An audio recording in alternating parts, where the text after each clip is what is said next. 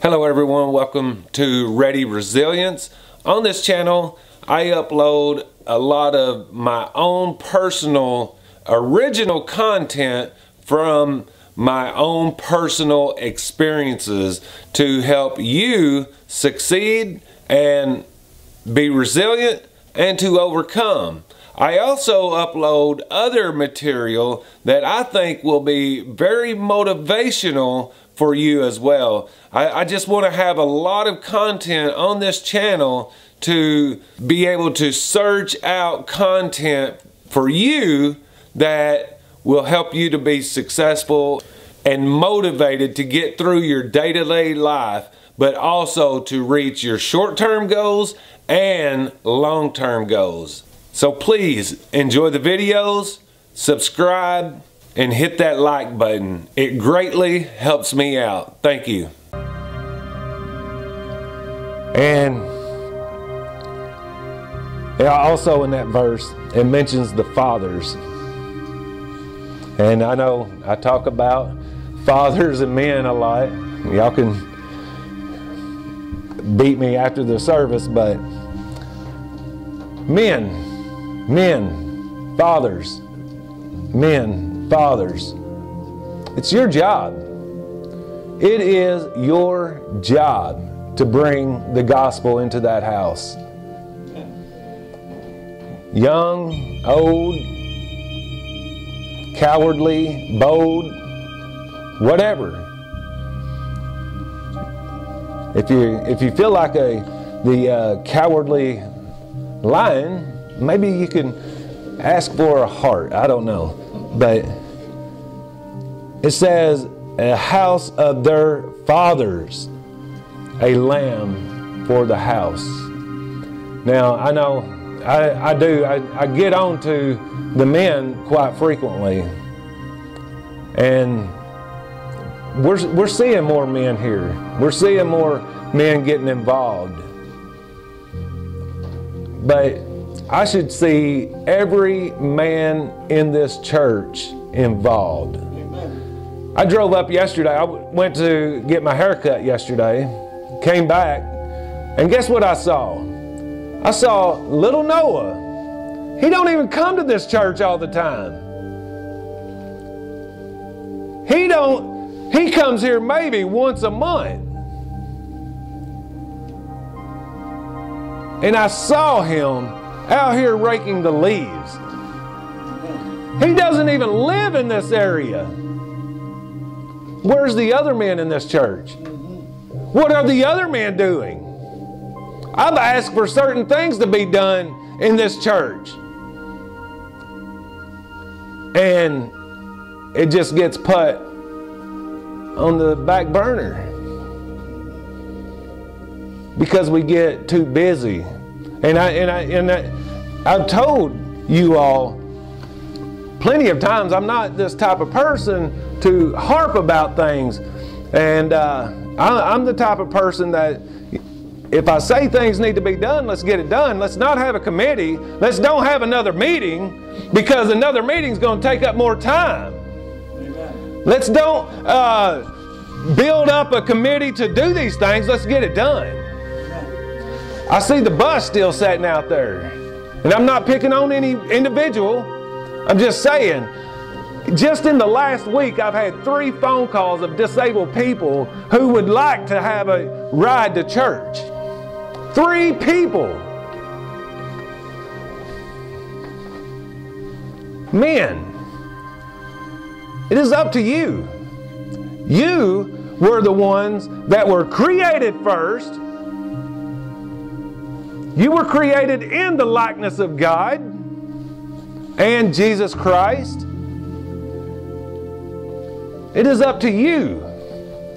And then even further, it says, according to the house of their fathers, again, how are you leading your homes? Fathers, how are you leading your homes? Husbands, how are you leading your homes? Are you leading your homes the way Christ would? And before you answer that, you should take a look at Christ and how He treated the kids. He said, let the little children come to me. And look at how He treated women. He had more women that were following Him than any other Jewish rabbi at that time. Do you want to know why? Because at that time, women to the Roman people were third-rate citizens. And that's just the bottom line. But He welcomed them. He welcomed them. He loved women and children and treated them as the people that they deserve to be treated like. And so, fathers, how are you in your home when all the curtains are closed, when all the doors are locked? How are you? Because I got to tell you, it is a shame for a man to treat their families the way that they do sometimes. It is a crying shame. And not only that,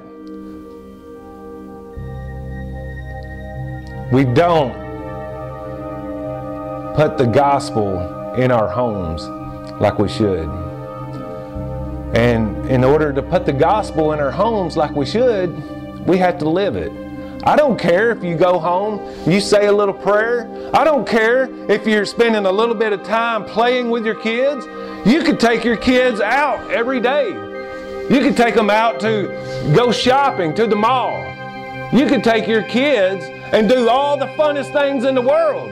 But if you're not teaching your kids about Jesus Christ, and if you're not showing them the love of Christ and discipling even your own home, then you're failing as a father. Amen. You are failing as a father.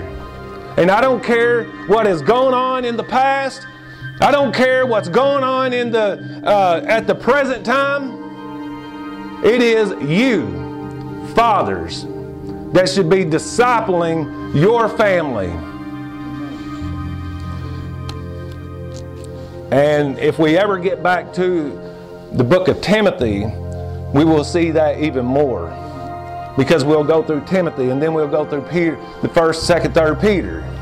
And then we'll go through John. But in all those instances, in everything we do, the Bible says God first, the head of the house, which is the man, and then the woman, children. We as Christians, we live in a secular world where we think we'll allow the women to do everything. And I don't care what movements are going on in the world. I don't care what others out here say. There might be this big feminist movement. I don't care about that. You men should be stepping up. You fathers especially should be stepping up. It is your job. And it don't matter what's on the news. It don't matter what other people say. It's you men. You fathers are the ones that should be leading your families, and then you should be leading this church. It is up to every one of you. Up to every one of you. Because I think it's quite evident. Even the Apostle Paul pointed out that the fall of mankind was because of man. Do y'all want to be the reason? Do you want the Apostle Paul to say that the fall of this church or the fall of your family was your fault? That would be a crying shame when we know better. We as men know better. We should know better.